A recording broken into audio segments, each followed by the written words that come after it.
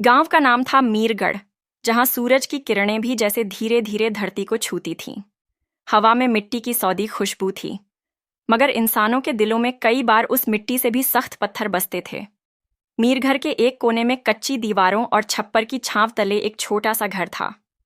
उस घर में रहने वाला मर्द अपने सख्त मिजाज के लिए मशहूर था। उसका दिल बेटियों के लिए नफरत से भरा था। उसकी बीवी एक नर्म दिल औरत, जिसकी आंखों में हमेशा एक हल्की सी उदासी रहती, अपने शौहर की गुस्से के साये में जीती थी। उस दिन सुबह सुबह गांव में हलचल थी। औरत की कोख से एक नन्ही सी बेटी ने जन्म लिया था। मगर यह खबर उस मर्द के लिए कोई खुशी नहीं, बल्कि गुस्से की आग थी। उसने बच्ची को देखा तक नहीं, बस अपने कंधे पर कुल्हाड़ी रखी और घर से निकल गया।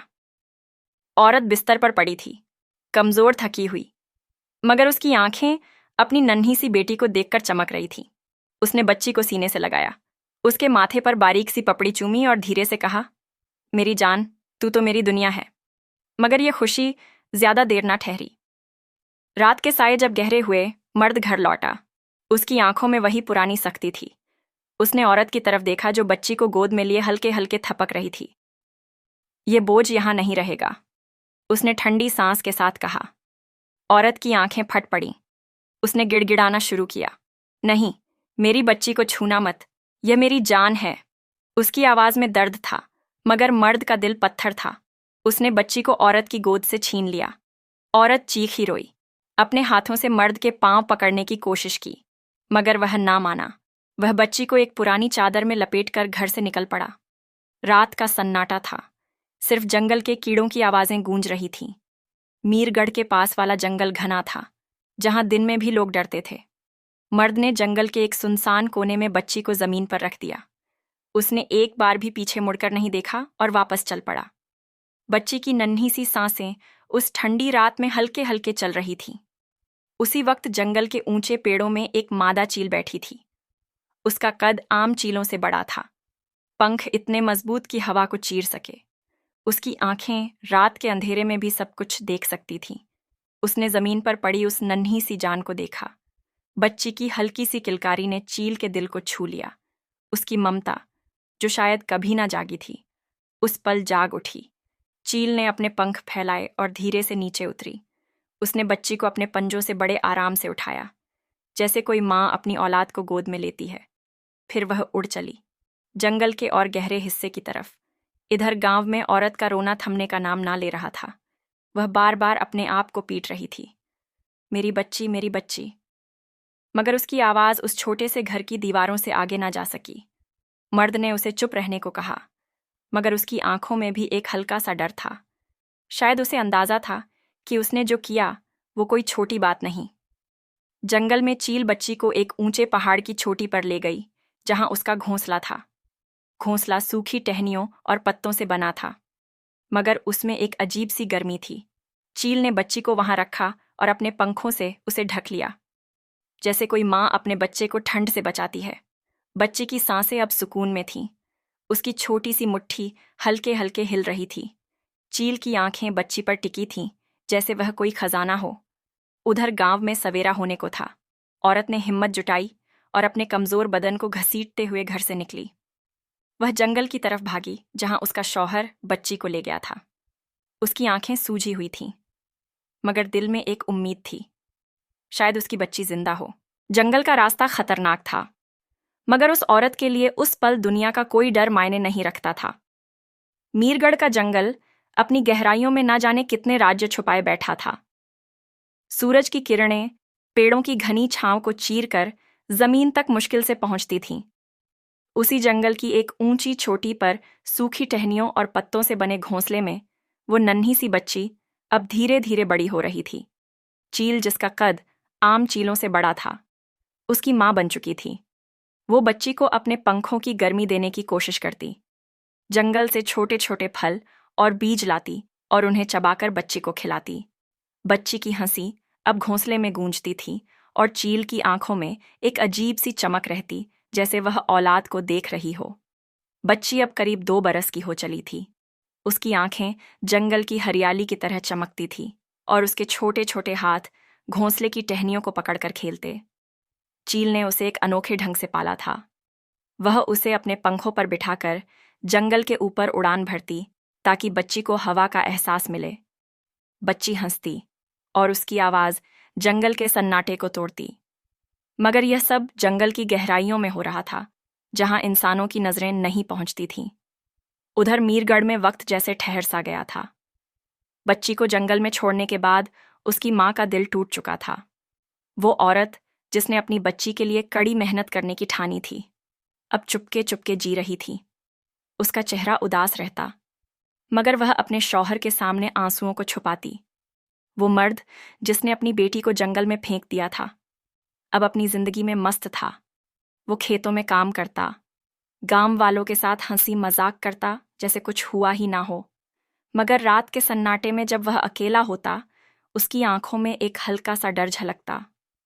शायद उसे अंदाजा था कि उसने जो किया वह कोई छोटी बात नहीं थी। माँ को अब भी उम्मीद थी कि उसकी बच्ची कहीं जिंदा होगी। वह अक्सर जंगल के किनारे जाती, वहां घंटों बैठकर अपनी बच्ची को याद करती। मगर जंगल का सन्नाटा उसे कोई जवाब ना देता। गांव वालों ने उसकी हालत देखकर कई बार पूछा, क्या बात है? मगर वह चुप रहती। उसे डर था कि अगर उसने सच बताया तो उसका शौहर और सख्त हो जाएगा। इधर मीरगढ़ से कई कोस दूर एक और गांव था, स्याहकोट। यह गांव अपने शिकारियों के लिए मशहूर था। स्याहकोट का एक शिकारी, जिसका नाम कोई नहीं जानता था, जंगल में अपनी हिम्मत और चालाकी के लिए जाना जाता था। लोग उसे बस शिकारी कहते थे। उसका कद लंबा था, चेहरा सख्त और आंखें ऐसी कि जंगल के हर कोने को भेद सके। शिकारी का दिल जंगल से जुड़ा था। वह जानवरों की आवाज़ें समझता, पेड़ों की हलचल समझने की कोशिश करता और हवा की सिमत से खतरे का अंदाज़ा लगाता। मगर उसका एक राज था, वह कभी किसी कमज़ोर जानवर को निशाना नहीं बनाता था। एक दिन शिकारी अपने गांव से निकला और मीरगढ़ के जंगल की तरफ बढ़ चला। उसने सुना था कि इस जंगल में एक अनोखी चील देखी गई है, जिसका कद आम चीलों से बड़ा है। शिकारी को यह बात बेचैन कर गई। वह अपने साथ सिर्फ एक पुराना कमान और कुछ तीर लिए था। वह जंगल में दाखिल हुआ और उसकी नजरें हर तरफ घूम रही थीं। उसने देखा कि जंगल का सन्नाटा कुछ ज्यादा ही गहरा था। पेड़ों की टहनियां जैसे कोई राज छुपाए थीं। शिकारी ने एक ऊंचे पेड़ के नीचे डेरा डाला। उसने आग जलाई और अपनी रोटी सेकने लगा। तभी उसे एक हल्की सी आवाज सुनाई दी, किसी बच्चे की हंसी जैसी। उसने चौंक कर इधर उधर देखा, मगर कुछ नजर ना आया। आवाज फिर आई, इस बार और साफ। शिकारी ने अपनी आंखें सिकोड़ी और ऊपर की तरफ देखा। वहां दूर एक छोटी पर उसे एक बड़ा सा घोंसला दिखा। उसने सोचा, चील का घोंसला होगा। मगर यह हंसी, उसका दिल बेचैन हो उठा। उधर घोंसले में बच्ची खेल रही थी। चील उसे कुछ रंग बिरंगे पत्थर लाकर देती और बच्ची उन्हें पकड़कर हंसती। चील की नजरें बच्ची पर रहती थीं। मगर उस रात चील को कुछ अजीब सा महसूस हुआ। उसने जंगल की हवा को सूंघा और उसकी आंखें सिकुड़ गईं। उसे अंदाजा था कि कोई इंसान जंगल में दाखिल हुआ है। चील ने अपने पंख फैलाए और बच्ची को और करीब कर लिया। शिकारी ने फैसला किया कि वह अगली सुबह उस चोटी तक जाएगा। उसे नहीं पता था कि वह घोंसला सिर्फ एक चील का नहीं, बल्कि एक अनोखी कहानी का ठिकाना था। इधर मीरगढ़ में माँ रात को चुपके से जंगल के किनारे बैठी थी। उसकी आंखों में आंसुओं की एक पतली सी लकीर थी। उसे नहीं पता था कि उसकी बच्ची ना सिर्फ जिंदा है, बल्कि जंगल की एक चील की गोद में है। मीरगढ़ का जंगल अपनी गोद में अनगिनत कहानियां छुपाए था और अब उसकी गहराइयों में एक नई कहानी लिखी जा रही थी। चील, जिसका कद आम चीलों से बड़ा था, अब बच्ची को लेकर जंगल के एक और घने हिस्से में जा पहुंची थी। यह हिस्सा इतना घना था कि सूरज की किरणें भी पेड़ों की मोटी छाव को मुश्किल से भेद पाती थीं। हवा में नमी थी और जमीन पर पत्तों की मोटी चादर बिछी थी, जो हर कदम पर सरसराती थी। चील ने इस जगह को चुना क्योंकि यहाँ इंसानों की पहुंच लगभग नामुमकिन लग रही थी। उसने एक बड़े बरगद के पेड़ की सबसे ऊंची टहनी पर अपना नया घोंसला बनाया। घोंसला पहले से भी मजबूत था, जैसे चील जानती हो कि अब उसे बच्ची को और ज्यादा हिफाजत से रखना है। बच्ची अब 2.5 बरस की हो चली थी। उसकी आंखें जंगल की हर चीज को अजीब नजरों से देखती थीं। वो घोंसले में बैठकर चील के पंखों को छूती, उसके नाखूनों को अपनी नन्ही उंगलियों से पकड़ती और हल्के हल्के बड़बड़ाती। चील उसकी हर हरकत पर नजर रखती। वह जंगल से फल, बीज और कभी कभी छोटी मछलियां लाती, जिन्हें वह बच्ची के लिए मुलायम करके खिलाती। बच्ची की हंसी अब इस नए घोंसले में बस गई थी और चील का दिल उस हंसी में बसता था। मगर जंगल कभी चैन से नहीं रहता। एक रात जब चांद की रोशनी जंगल की पत्तियों पर टिमटिमा रही थी, एक लोमड़ी उस घोंसले के नीचे पहुंच गई। यह लोमड़ी भूखी थी। उसकी आंखें लाल थीं और उसकी नाक हवा में कुछ सूंघ रही थी। बच्ची उस रात भूख के मारे हल्के हल्के रो रही थी। उसकी छोटी सी आवाज जो घोंसले में गूंज रही थी, लोमड़ी के कानों तक पहुंची। लोमड़ी ने अपनी नाक ऊपर की ओर बरगद के पेड़ को देखा। उसकी चालाक आंखों में एक चमक थी। वो धीरे धीरे पेड़ की तरफ बढ़ी। उसके पंजे जमीन पर बिना आवाज किए बढ़ रहे थे। चील उस वक्त घोंसले में थी, मगर उसकी आंखें रात के सन्नाटे को भेद रही थीं। उसने लोमड़ी की हल्की सी सरसराहट सुनी। उसका जिस्म सख्त हो गया और उसने अपने पंखों को बच्ची के चारों तरफ लपेट लिया। लोमड़ी अब पेड़ के तने तक पहुंच चुकी थी। उसने अपने नुकीले दांत दिखाए और पेड़ पर चढ़ने की कोशिश शुरू की। उसकी भूख ने उसे बेकरार कर दिया था और बच्ची की प्यारी आवाज ने उसकी लालच को और बढ़ा दिया। मगर चील कोई आम मां नहीं थी। जैसे ही लोमड़ी की एक टांग पेड़ की टहनी पर पड़ी, चील ने अपने पंख फैलाए और तेजी से नीचे उतरी। उसकी चीख जंगल में गूंजी, ऐसी चीख कि पेड़ों की पत्तियां तक कांप उठीं। लोमड़ी ने चौंक कर ऊपर देखा, मगर तब तक देर हो चुकी थी। चील ने अपने नुकीले नाखूनों से लोमड़ी के चेहरे पर वार किया। एक बार फिर दूसरा। लोमड़ी की आंखों पर चील के नाखूनों ने गहरे घाव कर दिए। लोमड़ी दर्द से चीखी। उसका खून जमीन पर टपकने लगा। वह पेड़ से नीचे गिरी और अपनी जान बचाने के लिए भाग खड़ी हुई। चील ने उसका पीछा नहीं किया। वो वापस घोंसले में लौटी, जहां बच्ची अब भी हल्के हल्के रो रही थी। चील ने अपने पंखों से बच्ची को ढक लिया। उसने अपनी चोंच से बच्ची के माथे को हल्के से छुआ, जैसे कोई माँ अपने बच्चे को तसल्ली देती है। बच्ची की रोने की आवाज धीरे धीरे थम गई। वह चील के पंखों की गर्मी में सुकून से सो गई। चील की आंखें अब भी जंगल की तरफ थीं, जैसे वह हर खतरे को भांप रही हो। उधर मीरगढ़ में माँ और बाप की जिंदगी अपनी रफ्तार से चल रही थी। माँ अब भी रातों को जंगल के किनारे जाती, मगर उसकी उम्मीद धीरे धीरे टूट रही थी।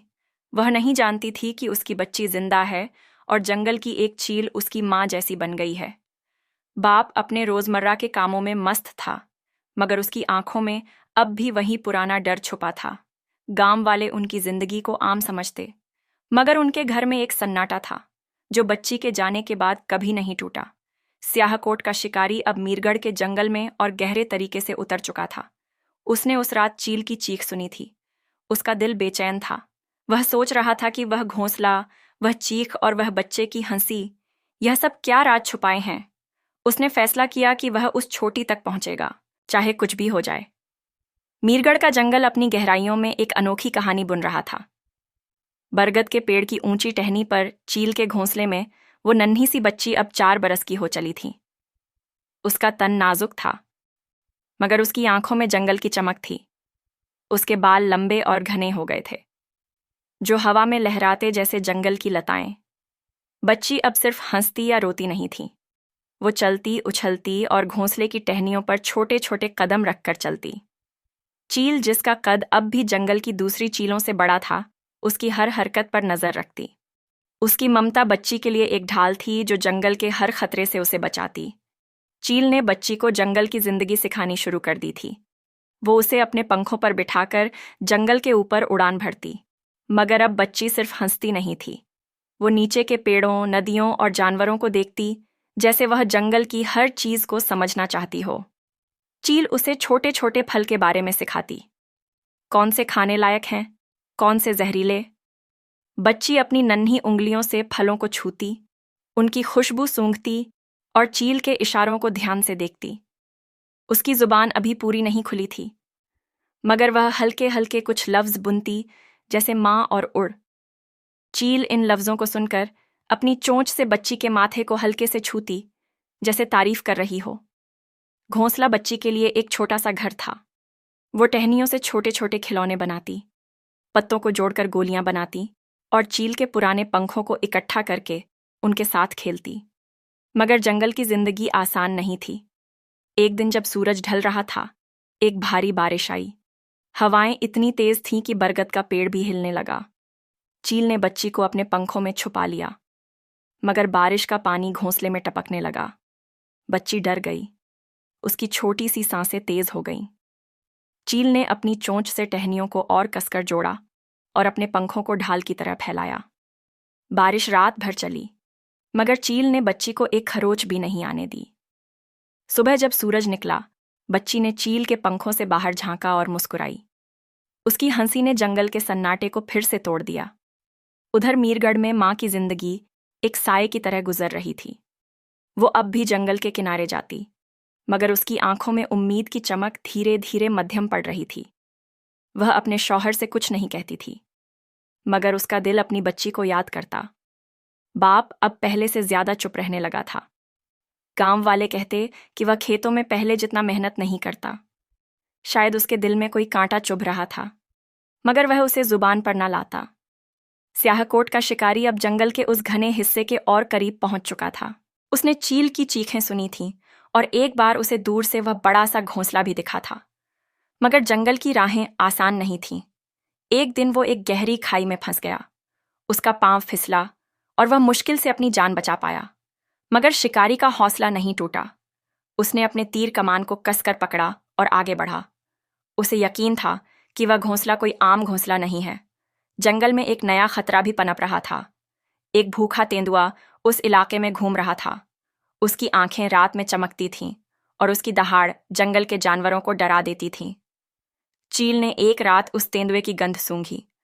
उसने बच्ची को घोंसले के सबसे गहरे कोने में छुपाया और अपनी आंखें जंगल की तरफ टिका दी। तेंदुआ अभी दूर था, मगर चील जानती थी कि वह जल्द ही उनके करीब आएगा। लेकिन चीता उन तक ना पहुंच सका और बच्ची की जान बच गई। बरगद के पेड़ की ऊंची टहनी पर चील के घोंसले में वह नन्ही सी बच्ची अब 17 बरस की जवान लड़की बन चुकी थी। अब वह घोंसले में नहीं रहती थी, बल्कि जमीन पर घूमती फिरती थी। चील भी उसके साथ रहती थी। उसका नाम तो कोई ना था, मगर चील उसे अपने दिल में जान कहती थी। उसका कद लंबा था, बाल जंगल की लताओं की तरह घने और काले और आंखें ऐसी कि उसमें गहरा राज छुपा हो।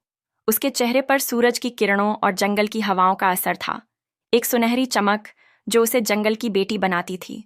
वह नाजुक थी, मगर उसमें एक ताकत भी थी। चील अब भी उसकी माँ थी, उसकी हिफाजत, उसकी बेटी। इन 17 बरसों में चील ने उसे जंगल के बारे में बहुत कुछ बताया था। वह उसे अपने पंखों पर बिठाकर जंगल के ऊपर उड़ान भरती, नदियों के किनारे ले जाती और ऊंची चोटियों पर बैठकर सूरज को ढलते दिखाती।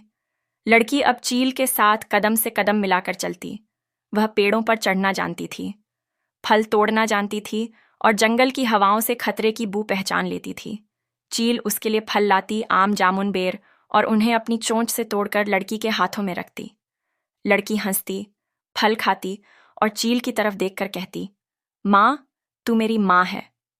चील की आंखें चमक उठती और वह अपनी चोंच से लड़की के माथे को हल्के से छूती। लड़की का दिन जंगल की रवानी में गुजरता।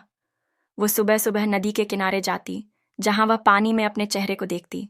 उसे नहीं पता था कि वो इंसान है, मगर उसकी आंखों में एक सवाल हमेशा तैरता, मैं कौन हूं? चील इस सवाल को भांप लेती, मगर जवाब देने के बजाय उसे अपने पंखों में समेट लेती। लड़की ने जंगल को अपना घर बना लिया था। उसकी आवाज में एक जादू था जो जंगल के जानवरों को भी ठहरने पर मजबूर कर देता। मगर जंगल की खामोशी कभी पूरी नहीं होती। एक रात जब चांद की रोशनी जंगल की पत्तियों पर टिमटिमा रही थी, चील को एक अजीब सी बेचैनी हुई। उसने हवा को सूंघा और उसकी आंखें सिकुड़ गईं। जंगल में कोई था, कोई ऐसा जो ना जानवर था ना दोस्त। चील ने लड़की को गहरे कोने में छुपाया और अपने पंख फैलाकर बाहर झांका। दूर पेड़ों के सायों में एक साया हिल रहा था। यह स्याहकोट का शिकारी था, जो अब इस घने जंगल में चील के घोंसले की ओर करीब पहुंच चुका था। उसका तीर कमान तैयार था, मगर उसकी आंखों में शिकार की लालच नहीं, बल्कि एक कौतूहल था। उसने लड़की की आवाज सुनी थी और वह धुन उसे इस चोटी तक खींच लाई थी। शिकारी ने बरगद के पेड़ के नीचे डेरा डाला। उसने आग जलाई। उसे घोंसले में हल्की सी हलचल दिखी। उसने सोचा, यह चील का घोंसला है, मगर वो आवाज, वो इंसानी थी। उसका दिल बेचैन हो उठा। वह नहीं जानता था कि यहाँ आसपास एक लड़की है जो जंगल की बेटी बन चुकी है। इधर चील ने शिकारी की मौजूदगी को भांप लिया। उसने लड़की को और करीब कर लिया, मगर लड़की की आंखों में डर नहीं बल्कि एक सवाल था। उसने चील से पूछा, माँ वो कौन है? चील चुप रही, मगर उसकी आंखें जंगल की तरफ टिकी थीं। उस रात चील ने लड़की को बाहर नहीं निकलने दिया, मगर लड़की का दिल बेकरार था। वह जंगल की हर आवाज को सुन रही थी, जैसे वह उस साए को समझना चाहती हो। उधर मीरगढ़ में माँ की जिंदगी एक सन्नाटे में डूबी थी। वह अब भी जंगल के किनारे जाती, मगर उसकी आंखों में आंसुओं की जगह एक खालीपन था। उसे नहीं पता था कि उसकी बच्ची अब एक जवान लड़की बन चुकी है, जो जंगल की गोद में पल रही है। बाप का दिल अब और सख्त हो चुका था। वह गांव वालों से कम बोलता और रातों को अकेले बैठकर आसमान को देखता। शायद उसे अपनी करतूत का एहसास हो रहा था, मगर उसका गुस्सा उसे कबूलने नहीं देता था। वो दोनों माँ बाप बूढ़े हो चुके थे। एक दिन जब सूरज की किरणें पेड़ों की छांव में छन रही थीं, लड़की और चील एक बड़े पीपल के पेड़ के नीचे बैठे थे।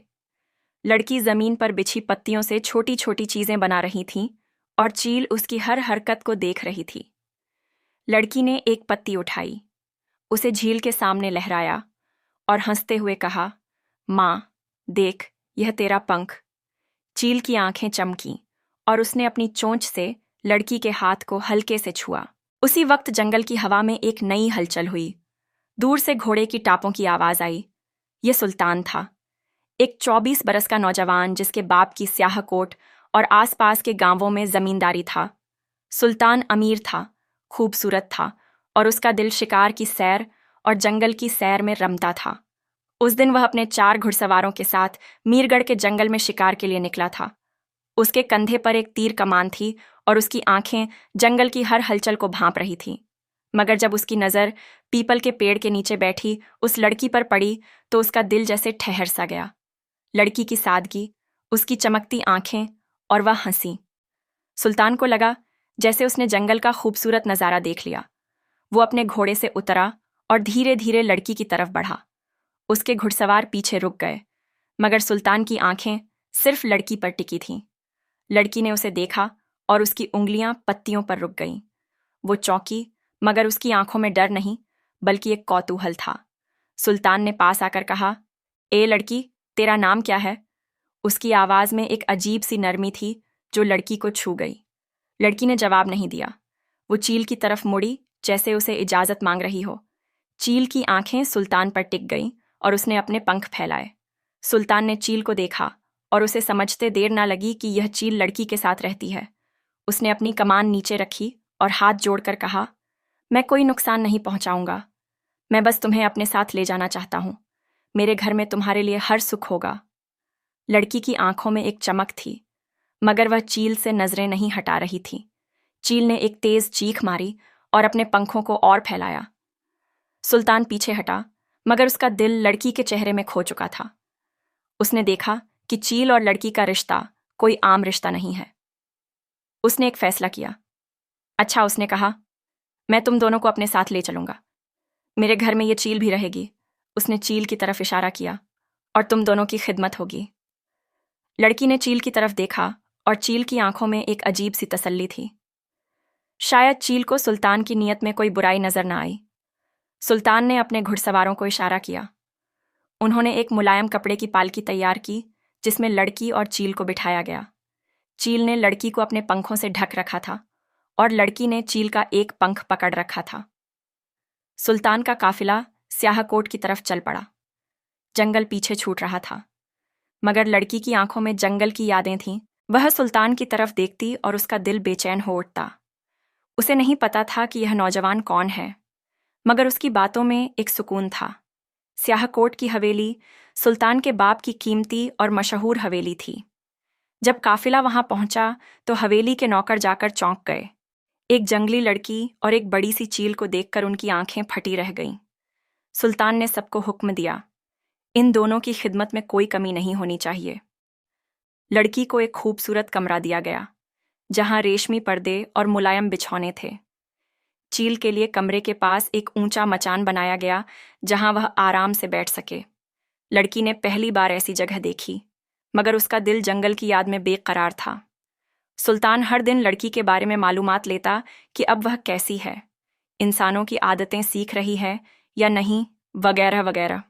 सुल्तान उसकी हर अदा पर फिदा हो रहा था, मगर चील की नज़रें हमेशा सुल्तान पर रहती थीं। वह जानती थी कि यह सब कुछ लड़की के लिए अनजाना है। स्याहकोट की हवेली में लड़की की मौजूदगी की खबर धीरे धीरे फैल रही थी। कुछ लोग कहते यह लड़की कोई आम लड़की नहीं है, कुछ को शक था कि वह जंगल की कोई रानी है, और कुछ की नीयत में फितूर था। स्याहकोट की हवेली अब एक नई कहानी की गवाह बन रही थी। वह जंगल की लड़की जिसे चील ने अपनी जान से ज्यादा प्यार से पालने की कोशिश की थी, अब सुल्तान की हवेली में थी। हवेली के बड़े बड़े कमरों में रेशमी पर्दों की सरसराहट और चांदी के बर्तनों की खनक थी।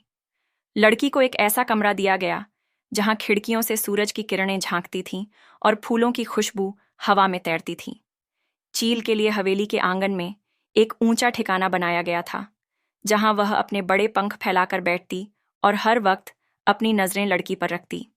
हवेली के नौकर जाकर उसकी खिदमत में लगे रहते। लड़की के लिए यह सब बातें नई थीं। वह जंगल की खुली हवाओं और पेड़ों की छांव की आदी थी। मगर सुल्तान की हवेली में उसे एक नया सुकून मिला। हर सुबह नौकर उसके लिए ताज़ा फल, मक्खन से लिपटी रोटियां और शहद की कटोरियां लाते। चील को भी जंगल की तरह ही उसका हिस्सा मिलता। ताज़ा मछलियां और फल जिन्हें वह अपनी चोंच से जांचती और फिर लड़की के साथ बांटती। लड़की हंसती चील की तरफ देखती और कहती, माँ, यह सब कितना अजीब है। चील की आंखें चमकती, मगर उसकी नज़रें हवेली के हर कोने को भांप रही थीं। सुल्तान का दिल लड़की के लिए बेकरार था। वह हर दिन उसके बारे में हकीमों से बातें करता और जानने की कोशिश करता कि अब वह ठीक है या नहीं, इंसानों की तरह बर्ताव करती है या नहीं।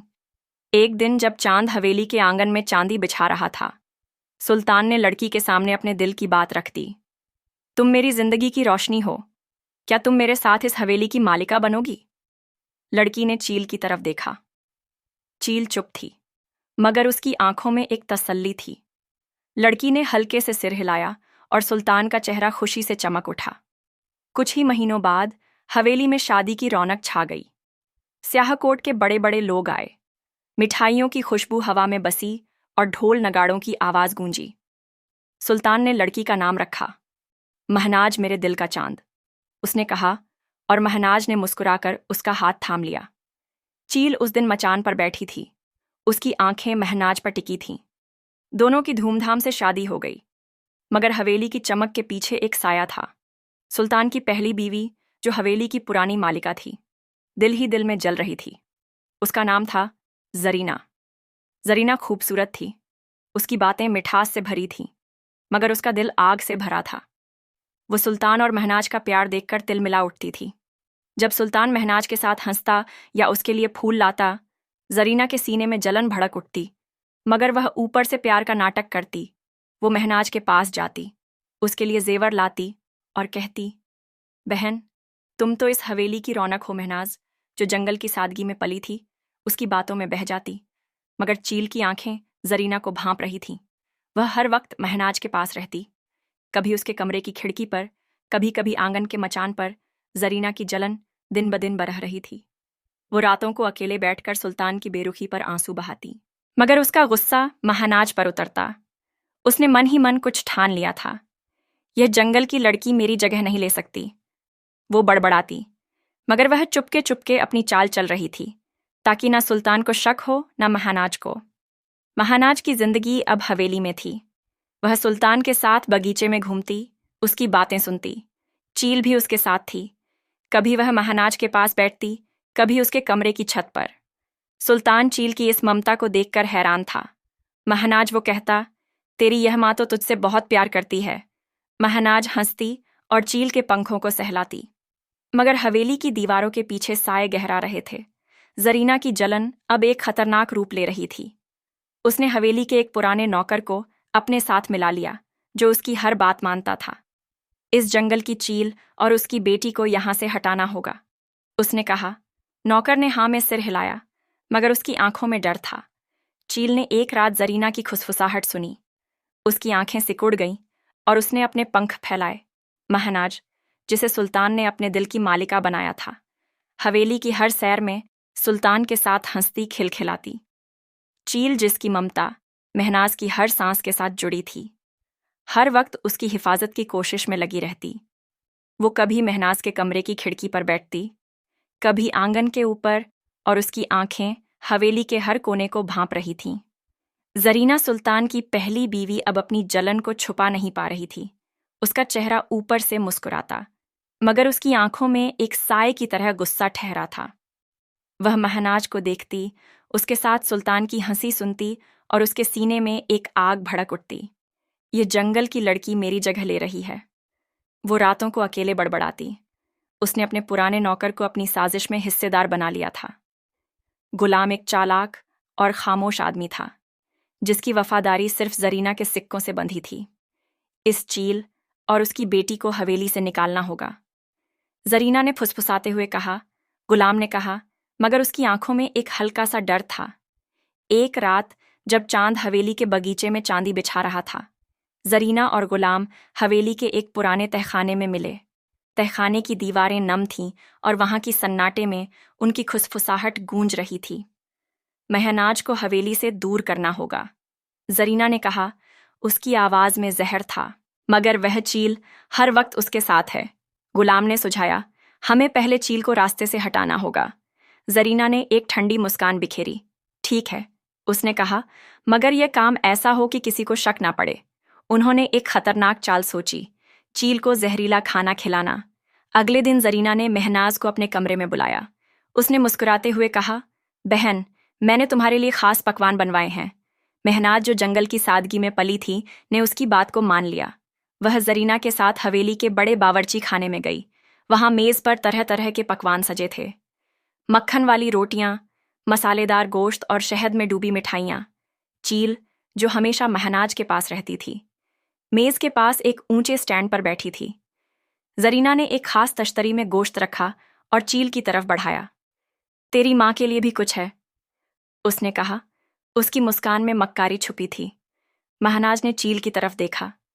चील की नाक ने जहर की बू पकड़ ली। उसने एक तेज चीख मारी और तश्तरी को अपनी चोंच से उड़ा दिया। गोश्त फर्श पर बिखर गया। जरीना का चेहरा सफेद पड़ गया, मगर उसने अपनी घबराहट छुपाई। अरे ये क्या? उसने हंसते हुए कहा। शायद इसे पसंद नहीं आया। मगर चील की आंखें अब जरीना पर टिकी थीं। वह जान गई थी कि यह कोई मामूली खाना नहीं था। उस रात चील ने महनाज को अपने पंखों में समेट लिया। महनाज ने चील से पूछा, माँ, तुझे क्या हुआ? चील चुप रही, मगर उसने महनाज को और करीब कर लिया। वह जानती थी कि हवेली अब महफूज नहीं थी, मगर वह महनाज को सुल्तान से दूर भी नहीं करना चाहती थी। सुल्तान, जो महनाज से बेपनाह मोहब्बत करता था, को कुछ भी पता नहीं था। वह हर शाम महनाज के साथ बगीचे में घूमता और उसकी बातों पर हंसता, मगर जरीना की साजिश अब और खतरनाक हो रही थी। कुछ दिन बाद हवेली में एक बड़ा जश्न होने वाला था। सियाकोट के बड़े बड़े लोग आने वाले थे। जरीना ने सोचा कि यह मौका उसकी चाल को पूरा करने के लिए सही है। उसने गुलाम को एक नया हुक्म दिया, जश्न की रात जब सब नाच गाने में मस्त होंगे, तुम चील को पकड़कर हवेली से दूर ले जाओ। और महनाज को उसने रुक कर एक ठंडी सांस ली, उसे जंगल में छोड़ आना। गुलाम ने हामी भर ली, मगर उसका दिल कांप रहा था। वो चील की ताकत को जानता था। जश्न की रात हवेली चमक रही थी। महनाज ने एक रेशमी जोड़ा पहना था और सुल्तान उसकी खूबसूरती पर खुश था। चील अपने ठिकाने पर बैठी थी। जरीना ने महनाज को बुलाया और सुल्तान ने उसका हाथ थाम लिया। मगर जैसे ही जश्न शुरू हुआ, गुलाम और उसके दो साथी चुपके से चील की तरफ पड़े। उनके हाथों में एक बड़ा जाल था। चील ने उनकी हलचल भांप ली। उसने एक ऐसी चीख मारी कि हवेली का शोर थम गया। वह हवा में उड़ी और गुलाम के चेहरे पर अपने नाखूनों से वार किया। गुलाम चीखा और पीछे गिरा। जाल फर्श पर बिखर गया। हवेली में अफरा तफरी मच गई। सुल्तान ने मोहनाज को अपने पीछे खींच लिया। यह क्या हो रहा है? उसने चिल्लाकर पूछा। जरीना ने घबराते हुए कहा, यह चील पागल हो गई है। मगर महानाज ने चील की आंखों में देखा। वो समझ गई कि कुछ गलत हो रहा है। उसने सुल्तान का हाथ छुड़ाया और चील की तरफ दौड़ी। माँ, उसने चिल्लाया। चील नीचे उतरी और महनाज को अपने पंखों में समेट लिया। उस रात हवेली का जश्न अधूरा रह गया। सुल्तान गुस्से में था, मगर उसे समझ नहीं आ रहा था कि असल में हुआ क्या। जरीना ने अपनी चाल छुपाने की कोशिश की, मगर चील की आंखें अब उससे नहीं हट रही थीं। महाना का दिल बेचैन था। उसे यकीन था कि कोई उसकी माँ को नुकसान पहुंचाना चाहता है, और चील जानती थी कि यह साजिश अभी खत्म नहीं हुई है। सियाहकोट की हवेली में अब रोशनी की जगह एक गहरा सन्नाटा पसर गया था।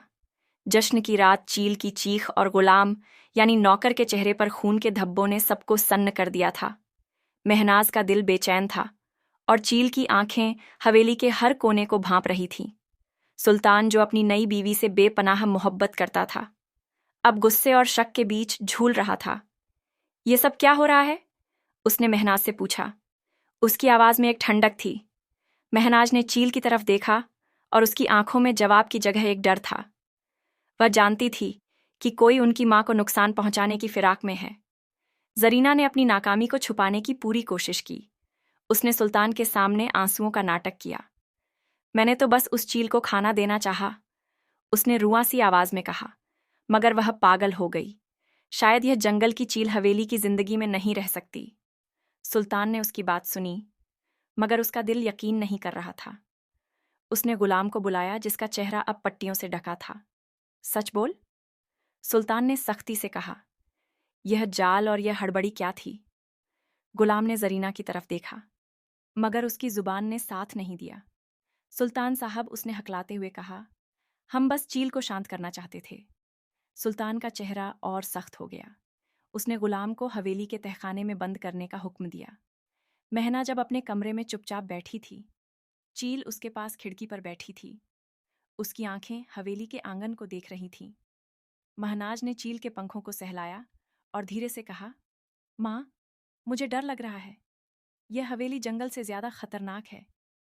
चील ने अपनी चोंच से महनाज के माथे को हल्के से छुआ, जैसे तसल्ली दे रही हो, मगर चील की आंखों में एक चमक थी। वह साजिश की गंध सूंघ चुकी थी। जरीना, जो अपनी चाल की नाकामी से दिल मिला रही थी, अब और बेकरार हो उठी थी। उसने फैसला किया कि अब उसे और सख्त कदम उठाना होगा। उसने हवेली के एक और नौकर को अपने साथ मिलाया, एक चालाक और लालची शख्स जो सिक्कों के लिए कुछ भी करने को तैयार रहता था। महनाज को हवेली से गायब करना होगा, जरीना ने फुसफुसाते हुए कहा, मगर इस बार चील को कोई शक नहीं होना चाहिए। नौकर ने सिर हिलाया और एक खतरनाक चाल सोची। उसने जरीना को बताया कि हवेली के पास एक पुराना कुआं है जो अब सूख चुका है। हम महज को वहां ले जाएंगे, उसने कहा, और चील को उलझाएंगे। अगली रात जब हवेली सो रही थी, नौकर ने महज के कमरे के बाहर एक खत रख दिया। खत में लिखा था, महनाज, सुल्तान तुम्हें बगीचे में इंतजार कर रहा है। महनाज, जो सुल्तान पर पूरा भरोसा करती थी, ने खत पढ़ लिया और चील को साथ लेकर बगीचे की तरफ चल दी। चील ने हवा को सूंघा और अपनी आंखें सिकोड़ लीं। उसे कुछ गलत होने की आहट मिली थी। बगीचे में सुल्तान नहीं था। वहां सिर्फ नौकर और उसके दो साथी खड़े थे। उनके हाथों में रस्सियां और एक बड़ा सा बोरा। महाराज ने पीछे हटने की कोशिश की, मगर नौकर ने उसका हाथ पकड़ लिया। चुपके से हमारे साथ चलो, उसने धमकाते हुए कहा, वरना तुम्हारी चील को मार देंगे। महनाज का दिल धड़कने लगा। उसने चील की तरफ देखा और चील ने एक तेज चीख मारी। वह हवा में उड़ी और नौकर के चेहरे पर अपने नाखूनों से वार किया। नौकर चीखा और जमीन पर गिर पड़ा, मगर उसका एक साथी ने चील पर जाल फेंका। चील ने अपने पंखों से जाल को चीरा, मगर दूसरा साथी महनाज को बोरे में डालने की कोशिश करने लगा। तभी हवेली के आंगन से एक और चीख गूंजी। सुल्तान, जो रात को बगीचे में टहलने निकला था, ने यह हड़बड़ी देख ली। रुक जाओ, उसने गरजते हुए कहा। उसने अपनी तलवार निकाली और नौकर के साथियों की तरफ बढ़ा। चील ने जाल से छुटकारा पाया और महाराज को छुड़ाने के लिए नौकर पर फिर से झपट्टी। सुल्तान ने एक साथी को जमीन पर पटक दिया और दूसरा भाग खड़ा हुआ। महनाज आजाद हुई और वह चील के पंखों में जा छुपी। सुल्तान ने महनाज से पूछा, तुम ठीक हो? उसने पूछा। उसकी आवाज में डर और गुस्सा था। महनाज ने सिर हिलाया, मगर उसकी आंखें गीली थीं। चील ने सुल्तान की तरफ देखा और उसकी आंखों में एक अजीब सी तसल्ली थी। सुल्तान ने नौकर को पकड़ लिया और उससे सच उगलवाने का हुक्म दिया। नौकर ने डरते डरते जरीना का नाम लिया। सुल्तान का चेहरा गुस्से से लाल हो गया। जरीना, उसने बड़बड़ाया। उस रात हवेली में एक तूफान खड़ा हो गया। सुल्तान ने जरीना को अपने सामने बुलाया। क्या सच है यह? उसने पूछा। उसकी आवाज में आग थी। जरीना ने इनकार किया, मगर उसकी आंखें उसकी मक्कारी बयान कर रही थीं। चील ने एक चीख मारी। जैसे जरीना को धमकी दे रही हो। महनाज चुप थी। जरीना की साजिश का पर्दा उठ चुका था और सुल्तान का गुस्सा सिर से आसमान पर जा रहा था। उस रात जब नौकर ने जरीना का नाम लिया, हवेली की दीवारें जैसे कांप उठीं। सुल्तान ने महज को अपने पास बिठाया और चील खिड़की पर बैठी थी। उसकी आंखें जरीना पर टिकी थीं। महनाज का दिल धड़क रहा था, मगर चील की मौजूदगी उसे हिम्मत दे रही थी। सुल्तान ने जरीना को हवेली के बड़े हॉल में बुलाया, जहां चांदनी फर्श पर चांदी बिछा रही थी। सच बोल, उसने गरजते हुए कहा। क्या तूने मेरी महाराज को नुकसान पहुंचाने की साजिश रची? जरीना ने पहले तो इनकार किया। उसने आंसुओं का नाटक किया, अपनी कुर्ती का पल्लू थाम कर कहा, मैंने यह नहीं किया सुल्तान, यह सब गलत फहमी है। मगर उसकी आवाज में वह मिठास नहीं थी जो पहले हुआ करती थी। सुल्तान की आंखें उसे भेद रही थीं। उसने नौकर को फिर से बुलाया, जो अब डर के मारे कांप रहा था। बोल, पूरी हकीकत, सुल्तान ने कहा। नौकर ने सिर झुकाकर कहा, जरीना बेगम ने मुझे महनाज को कुएं में फेंकने का हुक्म दिया था और चील को वो रुक गया। चील की तरफ देखने की हिम्मत नहीं हुई। सुल्तान का चेहरा पत्थर जैसा हो गया। उसने जरीना की तरफ देखा और उसकी आंखों में सिर्फ गुस्सा नहीं, बल्कि एक गहरा दर्द था। तू मेरी पहली बीवी थी, उसने धीरे से कहा, मगर तेरा दिल इतना जहरीला कैसे हो गया? जरीना ने कुछ कहना चाहा, मगर उसकी जुबान ने साथ नहीं दिया। चील ने एक तेज चीख मारी, जैसे जरीना को उसकी करतूत की सजा की धमकी दे रही हो। सुल्तान ने फैसला सुनाया, तू इस हवेली में और नहीं रहेगी। कल सवेरे तू अपने मायके चली जाएगी और फिर कभी मेरे सामने नहीं आएगी। जरीना का चेहरा सफेद पड़ गया। वह सुल्तान के पांवों में गिर पड़ी, गिड़गिड़ाने लगी। मगर सुल्तान का दिल अब पत्थर हो चुका था। उसने नौकरों को हुक्म दिया कि जरीना को उसके कमरे में बंद कर दिया जाए, ताकि वह रात में कोई और साजिश न रच सके। महनाज चुप थी। वह सुल्तान की तरफ देख रही थी और उसका दिल सुकून में था। मगर चील की आंखें अभी भी चौकन्नी थीं। वो जानती थी कि जरीना का गुस्सा इतनी आसानी से ठंडा नहीं होगा। अगली सुबह जरीना को एक बैलगाड़ी में उसके मायके भेज दिया गया। हवेली के नौकर चाकर खामोश थे और सियाहकोट में यह खबर आग की तरह फैल गई। मगर हवेली में खामोशी नहीं थी। एक रात जब हवेली सो रही थी, महाराज ने अपने कमरे में एक अजीब सी सरसराहट सुनी। वह उठी और खिड़की की तरफ गई। चील, जो हमेशा खिड़की पर बैठी रहती थी, वहां नहीं थी। महाराज का दिल धड़कने लगा। उसने दरवाजा खोला और आंगन की तरफ दौड़ी। वहां मचान पर चील थी, मगर उसका एक पंख जमीन पर लटक रहा था, जैसे उसे कोई चोट लगी हो। मां महनाज चिल्लाई और चील के पास पहुंची। चील ने अपनी आंखें खोलीं, मगर उसकी सांसें कमजोर थीं। महनाज ने सुल्तान को जगाया। सुल्तान ने चील को देखा और तुरंत हवेली के हकीम को बुलाया। हकीम ने चील की जांच की और कहा, इसके पंख में कोई जहरीली चीज लगी है, शायद कोई तीर या कांटा। सुल्तान का चेहरा फिर से गुस्से से लाल हो गया। जरीना, उसने बड़बड़ाया। मगर जरीना तो हवेली से जा चुकी थी। फिर यह साजिश किसकी थी? सुल्तान ने हवेली के हर नौकर से पूछताछ शुरू की, मगर कोई जवाब नहीं मिला। महनाज दिन रात चील के पास बैठी रहती। वो उसकी चोंच को पानी से तर करती, उसके पंखों को सहलाती और कहती, मां, तू मुझे छोड़कर नहीं जा सकती। चील की आंखें महनाज पर टिकी थीं, मगर उसकी ताकत धीरे धीरे कम हो रही थी। एक रात चील ने अपनी आखिरी ताकत से महनाज के हाथ को अपनी चोंच से छुआ और एक हल्की सी चीख मारी। फिर उसकी आंखें बंद हो गईं। हकीम ने देखा और कहा, यह अभी जिंदा है। चील को दवाखाने में ले जाया गया और काबिल हकीमों ने उसका इलाज शुरू किया। आखिरकार वह धीरे धीरे ठीक होने लगी, लेकिन पूरी तरह तंदुरुस्त नहीं हुई। महनाज का दिल टूट गया। वह चील के पंखों में अपना चेहरा छुपाकर रोने लगी। सुल्तान ने उसे अपने सीने से लगाया, मगर उसका अपना दिल भी भारी था। हवेली में सन्नाटा था और आंगन का मैदान अब खाली था। एक दिन महनाज ने सुबह उठकर सुल्तान से कहा, मुझे जंगल जाना होगा। मेरी माँ ने मुझे कुछ बताना चाहा था, लेकिन अब यह बोल भी पा रही थी।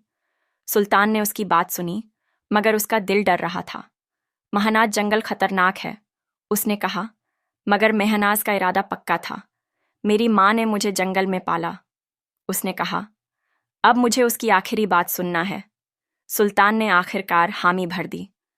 उसने अपने कुछ वफादार सिपाहियों को महनाज के साथ जंगल भेजने का इंतजाम किया, मगर हवेली के साए अब भी खत्म नहीं हुए थे। जरीना, जो अपने मायके चली गई थी, ने स्याहकोट में अपने एक पुराने दोस्त को खबर भेजी थी। वह दोस्त हवेली की हर खबर पर नजर रख रहा था। जब उसे पता चला कि महनाज जंगल जा रही है, उसने जरीना को पैगाम भेजा। जरीना की आंखें चमक उठीं। यह आखिरी मौका है, उसने बड़बड़ाया। उधर सुल्तान ने अपने 4 वफादार सिपाहियों को महनाज के साथ भेजा और खुद भी उनके साथ चल पड़ा। चील, जो अब भी कमजोर थी मगर जिंदा थी, एक खास पालकी में महनाज के साथ थी। हकीम ने उसका इलाज किया था और उसकी सांसें अब सुकून में थीं, मगर उसकी ताकत अभी पूरी नहीं लौटी थी। मीरगढ़ का जंगल, जहां महनाज ने अपने 17 बरस बिताए थे, अब उनके सामने था। जंगल की हवा में वही पुरानी सौदी खुशबू थी, मगर महनाज के लिए यह अब सिर्फ यादों का ठिकाना नहीं था। सुल्तान ने महनाज का हाथ थामा और कहा, जहां तुझे जाना है, मैं तेरे साथ हूं। महनाज ने चील की तरफ देखा, जो पालकी में अपनी आंखें खोले हुए थीं। चील ने एक हल्की सी चीख मारी, जैसे महनाज को रास्ता बता रही हो। महनाज ने सिपाहियों को बरगद के उस पुराने पेड़ की तरफ चलने को कहा, जहां वह और चील सालों तक रही थी। रास्ते में जंगल की घनी छांव और पेड़ों की सरसराहट ने महज के दिल को छू लिया। वह रुक रुक कर पेड़ों को देखती, जैसे कोई पुरानी याद ताज़ा हो रही हो। सुल्तान उसकी खामोशी को समझ रहा था। यह तेरा घर था, उसने धीरे से कहा। महनाज ने सिर हिलाया, मगर उसकी आंखें गीली थीं। जब वह बरगद के पेड़ के नीचे पहुंचे, महनाज ने घोंसले को देखा। वह अब पुराना और टूटा फूटा था, मगर उसमें वही गर्मी थी जो चील ने उसे दी थी। महनाज ने घोंसले की टहनियों को छुआ और चील की तरफ देखा। चील ने अपनी चोंच से महनाज के हाथ को हल्के से छुआ। तभी महनाज की नज़र जमीन पर पड़ी। वहां एक छोटा सा कपड़ा था जो पत्तियों में दबा हुआ था। उसने उसे उठाया। कपड़ा पुराना और फटा था, मगर उसमें एक निशान था, एक छोटा सा कर हुआ फूल। महनाज का दिल धड़कने लगा। उसे यह कपड़ा जाना पहचाना लगा, मगर वह समझ नहीं पाई कि क्यों। उधर मीरगढ़ गांव में महनाज की असली माँ अब भी जंगल के किनारे जाया करती थी। वह बूढ़ी हो चली थी, उसकी आंखों में उदासी थी, मगर उसका दिल अभी भी अपनी बच्ची की उम्मीद से भरा था। उसका शौहर, जो अपनी बेटी को जंगल में छोड़ आया था, अब टूट चुका था। वो खेतों में कम जाता और रातों को अकेले बैठकर आसमान को देखता। गांव वालों ने उसकी हालत देखकर कहा, इसका दिल अब पछता रहा है, मगर वह अपनी गलती को जुबान पर न लाता। माँ ने एक बार उससे कहा, क्या तुझे कभी हमारी बच्ची की याद नहीं आती? उसने जवाब नहीं दिया, मगर उसकी आंखें गीली थीं। महनाज ने वह कपड़ा सुल्तान को दिखाया। ये क्या है? उसने पूछा। सुल्तान ने कपड़े को ध्यान से देखा और कहा, शायद यह उस वक्त का है जब तुझे जंगल में छोड़ा गया था। महाराज का दिल तेजी से धड़का। छोड़ा गया? उसने सवालिया नजरों से सुल्तान को देखा। सुल्तान ने चील की तरफ देखा, जैसे जवाब मांग रहा हो। चील ने एक हल्की सी चीख मारी और अपनी आंखें जंगल की तरफ मोड़ लीं। तभी जंगल में एक सरसराहट हुई। सिपाहियों ने अपनी तलवारें निकाल लीं। सुल्तान ने महाराणा को अपने पीछे खींच लिया। चील, जो अब भी कमजोर थी, ने अपने पंख फैलाए, जैसे खतरे को भांप रही हो। एक साया पेड़ों के पीछे से निकला। वो जरीना का पुराना दोस्त था, जिसे उसने महनाज पर नजर रखने को कहा था। उसके हाथ में एक भाला था और उसकी आंखें महनाज पर टिकी थीं। तू वही जंगल की लड़की है, उसने कहा। उसकी आवाज में जड़ था। जरीना का हिसाब अभी बाकी है। सुल्तान ने अपनी तलवार उठाई। एक कदम और बढ़ा तो तेरा आखिर होगा, उसने गरजते हुए कहा। मगर उस शख्स ने हंसते हुए कहा, तुझे नहीं पता सुल्तान कि यह लड़की किसकी बेटी है। महनाज का दिल रुक सा गया। किसकी बेटी? उसने पूछा। शख्स ने जवाब देने से पहले एक जहरीली मुस्कान बिखेरी, मगर तभी चील ने अपनी आखिरी ताकत से उस पर झपट्टा मारा। उसने अपने नाखूनों से शख्स के कंधे को जख्मी कर दिया। शख्स चीखा और भाग खड़ा हुआ। सिपाहियों ने उसका पीछा किया, मगर वह जंगल की गहराइयों में गायब हो गया। महनाज ने चील को अपनी बाहों में लिया। चील की सांसें अब और कमजोर थीं। सुल्तान ने महनाज को गले लगाया और कहा, हैं, इस राज को सुलझाना होगा। वह शख्स कुछ जानता है। महनाज ने उस कपड़े को फिर से देखा। उसे यकीन था कि यह कपड़ा उसकी असली कहानी से जुड़ा है। जंगल अब उसे सिर्फ अपनी माँ चील की याद नहीं दे रहा था, बल्कि एक और माँ की पुकार भी सुनाई दे रही थी। मीरगढ़ का जंगल अब महनाज के लिए सिर्फ यादों का ठिकाना नहीं था, बल्कि एक अनसुलझा राज था जो उसे अपनी असली जड़ों की तरफ खींच रहा था। वह पुराना कपड़ा जिस पर कढ़ा हुआ फूल था, महाराज के हाथों में था, और उसका दिल हर पल उसकी कहानी का सच जानने को बेकरार था। सुल्तान जो अपनी बीवी की हर तकलीफ को अपना दर्द मानता था, जंगल की इस सैर में उसके साथ था। चील जिसकी सांसें अब कमजोर थीं, पालकी में थी, मगर उसकी आंखें अभी भी महज पर टिकी थीं। जंगल की हवा में एक अजीब सी बेचैनी थी, जैसे कोई अनकहा सच सामने आने को तैयार हो। महनाज ने सुल्तान से कहा, मुझे लगता है यह कपड़ा मेरी असली माँ का है। सुल्तान ने कपड़े को फिर से देखा। हो सकता है, उसने कहा, मगर हमें इसका सच जानने के लिए मीरगर गांव जाना होगा। शायद वहां कोई इसे पहचान ले। महानाज ने चील की तरफ देखा। चील ने एक हल्की सी चीख मारी, जैसे उनको जाने के लिए कह रही हो। सुल्तान ने अपने सिपाहियों को हुक्म दिया कि वह मीरगर गांव की तरफ बढ़े, मगर जंगल का रास्ता आसान नहीं था। पेड़ों की घनी छांव और टहनियों की सरसराहट हर कदम पर खतरे की आहट दे रही थी। उधर मीरगर गांव में महानाज की असली माँ अब और बुरी हो चली थी। उसका चेहरा झुर्रियों से भरा था, मगर उसकी आंखें अभी भी अपनी बच्ची की तलाश में जंगल की तरफ देखती थीं। वह हर शाम जंगल के किनारे जाती, एक पुरानी चादर को सीने से लगाए जिस पर वही खड़ा हुआ फूल था। उसका शौहर, जो अपनी करतूत की सजा अपने दिल में भुगत रहा था, अब गांव वालों से दूर रहता था। वह रातों को अकेले बैठकर अपनी बेटी को याद करता। एक दिन माँ ने उससे कहा, अगर हमारी बच्ची जिंदा है तो मैं उसे ढूंढ लूंगी। उसने जवाब नहीं दिया, मगर उसकी आंखें गीली थीं। जंगल में महानाज और सुल्तान का काफिला धीरे धीरे मीरगढ़ की तरफ बढ़ रहा था। रास्ते में एक नदी पड़ी जिसका पानी ठंडा और गहरा था। सिपाहियों ने नदी पार करने के लिए एक पुराना पुल ढूंढा, मगर वह टूटा फूटा था। सुल्तान ने महानाज का हाथ थामा और कहा, डर मत, मैं तेरे साथ हूं। महानाज ने चील की पालकी को देखा और चील ने अपनी आंखें खोलकर उसे देखा। जैसे ही काफिला पुल पर चढ़ा, एक तेज सरसराहट हुई। सिपाहियों ने अपनी तलवारें निकाल लीं। पेड़ों के पीछे वही शख्स था जिसे जरीना ने महनाज पर नजर रखने को कहा था। उसके साथ अब 2 और आदमी थे जिनके हाथों में भाले और रस्सियां थीं। सुल्तान उसने चिल्लाकर कहा, यह लड़की तेरे लिए मुसीबत है, इसे हमारे हवाले कर दे, वरना। सुल्तान ने अपनी तलवार उठाई। एक कदम और बढ़ा तो तेरा आखिर होगा, उसने गरजते हुए कहा। मगर तभी चील ने अपनी कमजोर हालत में भी एक तेज चीख मारी और पालकी से बाहर निकलने की कोशिश की। महनाज ने उसे रोका, माँ तू आराम कर। मगर चील की चीख से जंगल गूंज उठा।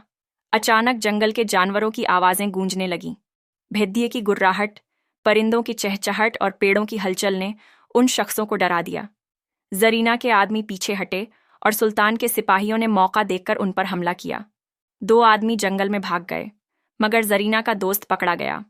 सुल्तान ने उससे पूछा, तूने कहा कि महनाज किसकी बेटी है? बोल पूरा सच। शख्स ने डरते डरते कहा, मैंने मीरगढ़ में सुना था, एक औरत अपनी बच्ची को जंगल में खो चुकी है। ये कपड़ा उसी का है। महनाज का दिल रुक सा गया। मेरी माँ? उसने पूछा। शख्स ने सिर हिलाया, मगर उसकी आंखों में मक्कारी थी। सुल्तान ने उसे सिपाहियों के हवाले किया और महनाज से कहा, हमें मीरगढ़ पहुंचना होगा, सच वही मिलेगा। मगर महनाज की आंखें उस कपड़े पर टिकी थीं। उसे अब यकीन हो रहा था कि उसकी असली माँ कहीं जिंदा है। जंगल में महानाज और सुल्तान का काफिला मीरगढ़ के और करीब पहुंच रहा था, मगर चील की हालत अब और नाजुक हो रही थी।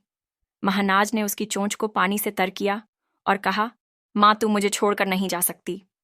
चील ने अपनी आंखें खोलीं और महनाज के हाथ को हल्के से छुआ। सुल्तान ने महनाज को गले लगाया और कहा, हम सच ढूंढ लेंगे। तेरी माँ चील अभी तेरे साथ है। मगर जंगल के साए अभी खत्म नहीं हुए थे। जरीना का दोस्त जो पकड़ा गया था, सिपाहियों की नजरों से चुपके से भाग निकला। उसने जंगल में अपने साथियों को इकट्ठा किया और एक नई साजिश रची। महनाज को मीरगढ़ पहुंचने से पहले रोकना होगा। उसने कहा, मीरगढ़ का जंगल अब महनाज के लिए एक अनकही सैर का आखिरी पड़ाव बन चुका था। वह पुराना कपड़ा जिस पर कर हुआ फूल था, उसके सीने से लगा था, और उसका दिल हर धड़कन के साथ अपनी असली माँ की पुकार सुन रहा था। सुल्तान जो अपनी बीवी की हर बेचैनी को अपना दर्द मानता था, उसके कदम से कदम मिलाकर चल रहा था। चील जिसकी सांसें अब सिर्फ थोड़ी थोड़ी चल रही थीं, पालकी में थी। उसकी आंखें कमजोर थीं, मगर महनाज पर टिकी थी, जैसे वह अपनी बेटी को आखिरी बार देखना चाहती हो। जंगल की हवा में एक अजीब सी ठंडक थी और हर पेड़, हर टहनी जैसे कोई राज फुसफुसा रही थी। महनाज और सुल्तान का काफिला अब मीरगढ़ गांव के बिल्कुल करीब पहुंच चुका था। सिपाहियों की तलवारें तैयार थीं, क्योंकि जरीना के उस दोस्त की साजिश की आहट अभी भी जंगल में गूंज रही थी। महनाज ने सुल्तान से कहा, मुझे यकीन है मेरी माँ इस गांव में है, ये कपड़ा मुझे उस तक ले जाएगा। सुल्तान ने उसका हाथ थामा और कहा, हम उसे ढूंढ लेंगे, मगर होशियार रहना, जंगल अभी भी खामोश नहीं है।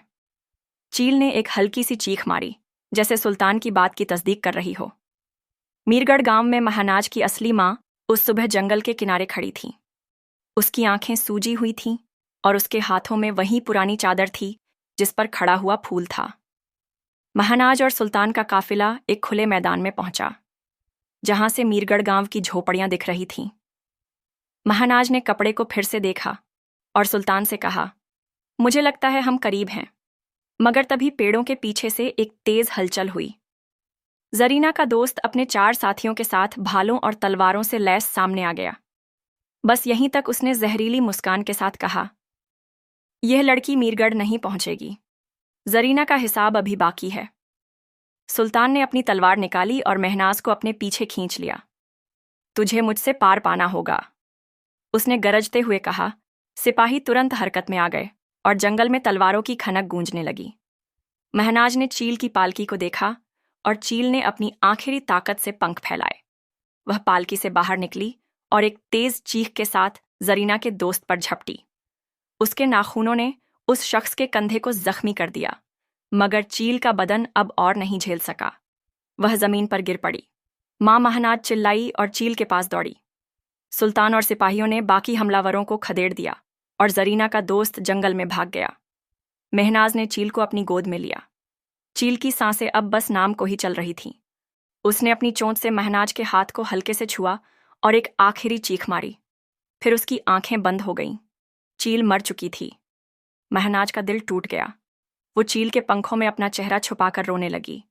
सुल्तान ने उसे गले लगाया, मगर उसकी अपनी आंखें भी गीली थीं। महनाज ने चील को जंगल की जमीन पर दफनाया, उस जगह जहां वह दोनों सालों तक रही थी। उसने चील के पंखों में से एक पंख अपने पास रखा और कहा, माँ, तू मेरे साथ रहेगी। सुल्तान ने उसका कंधा थामा और कहा, अब मीरगढ़ चलें। तेरी असली माँ तेरा इंतजार कर रही है। मीरगढ़ गांव के किनारे माँ जंगल की राह पर थी। उसने दूर से एक काफिला देखा। उसका दिल तेजी से धड़कने लगा। वो तेजी से उस तरफ बढ़ी, मगर उसका बदन कमजोर था। वह एक पेड़ के सहारे रुक गई और उसकी आंखें काफिले को भेद रही थीं। तभी उसकी नजर महनाज पर पड़ी। महनाज उस कपड़े को सीने से लगाए चल रही थी। माँ की आंखें फट पड़ीं। मेरी बेटी, उसने बड़बड़ाया, मगर उसकी आवाज कमजोर थी। महनाज ने दूर से एक बूढ़ी औरत को देखा जो पेड़ के सहारे खड़ी थी। उसका दिल कह रहा था कि वह कोई अनजान नहीं है। वह सुल्तान की तरफ मुड़ी और कहा, मुझे उस औरत से मिलना है। सुल्तान ने सिर हिलाया और उसके साथ चल पड़ा। वो धीरे धीरे उस बूढ़ी औरत की तरफ बढ़े। माँ, जिसका बदन कमजोर था, ने महनाज को करीब आते देखा। उसकी आंखें फट पड़ीं। उसने अपनी चादर को और कसकर थामा और उसकी जुबान से सिर्फ एक लफ्ज निकला। बेटी, उसकी आवाज कमजोर थी, मगर उसमें इतना दर्द और प्यार था कि जंगल का सन्नाटा भी गूंज उठा। महनाज रुक गई। उसने उस औरत की आंखों में देखा और उसे एक अजीब सी सुकून की लहर महसूस हुई। वो तेजी से आगे बढ़ी और माँ के सामने खड़ी हो गई। क्या तुम मेरी माँ हो? उसने कांपती आवाज में पूछा। माँ ने महनाज के हाथ में थमा कपड़ा देखा और उसकी आंखों से आंसुओं की धार बह निकली। हाँ मेरी जान, उसने कहा, तू मेरी बेटी है। मैंने तुझे उस रात खो दिया था। उसकी आवाज टूट गई।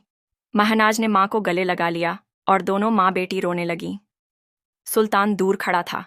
उसकी आंखें भी गीली थीं। जंगल की पत्तियां जैसे उनकी खुशी में सरसरा रही थीं।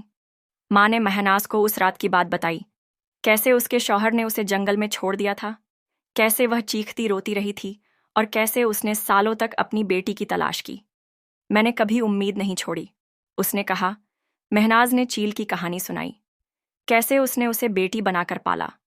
वो मेरी माँ थी, महनाज ने कहा, और तुम भी मेरी माँ हो। माँ ने महनाज के माथे को चूमा और वापस मीरगढ़ गांव चल दिए। मीरगढ़ गांव में माँ और महनाज की मुलाकात की खबर फैल गई। गांव वाले इकट्ठा हो गए और सबकी आंखें गीली थीं। माँ ने महनाजी को अपने टूटे फूटे घर में ठहराया। वहां महनाज की नज़र एक पुरानी चादर पर पड़ी जिस पर वही कड़ा हुआ फूल था। ये तुम्हारा था, माँ ने कहा। महनाज ने चादर को गले लगाया और सुल्तान की तरफ देखा। मुझे मेरी माँ मिल गई, उसने कहा, मगर एक साया अभी भी बाकी था। माँ का शौहर, जो सालों से अपनी गलती के बोझ तले दबा था, गांव के किनारे खड़ा था। उसने महनाज को देखा और उसका दिल कांप उठा। वह जानता था कि उसकी बेटी जिंदा है, मगर क्या वह उससे माफी मांगने की हिम्मत जुटा पाएगा? महनाज और उसकी माँ गांव के छोटे से घर में बैठी थीं।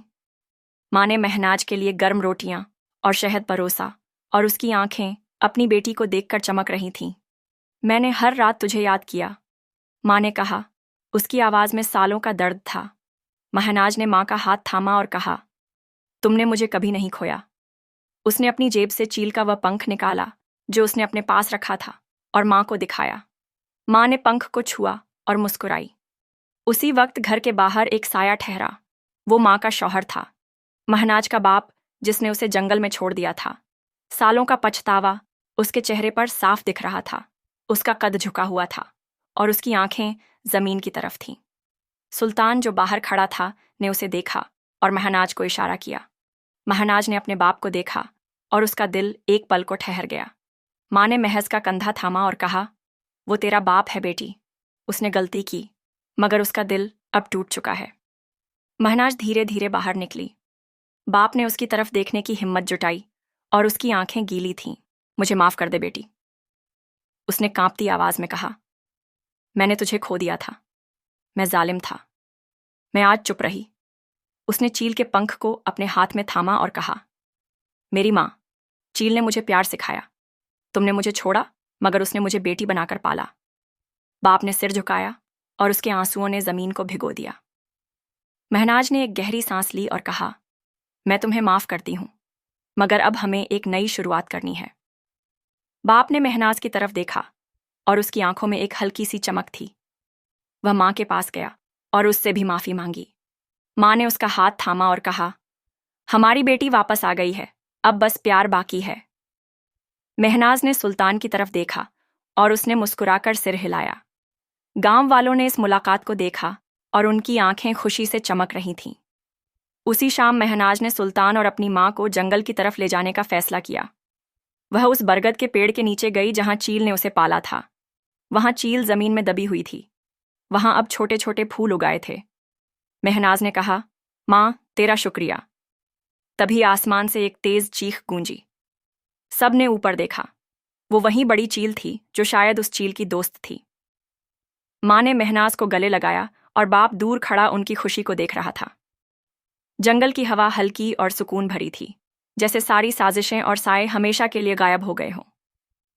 जरीना का दोस्त, जो जंगल में जख्मी होकर भाग गया था, अब स्याहकोट में किसी को मुंह दिखाने लायक नहीं रहा।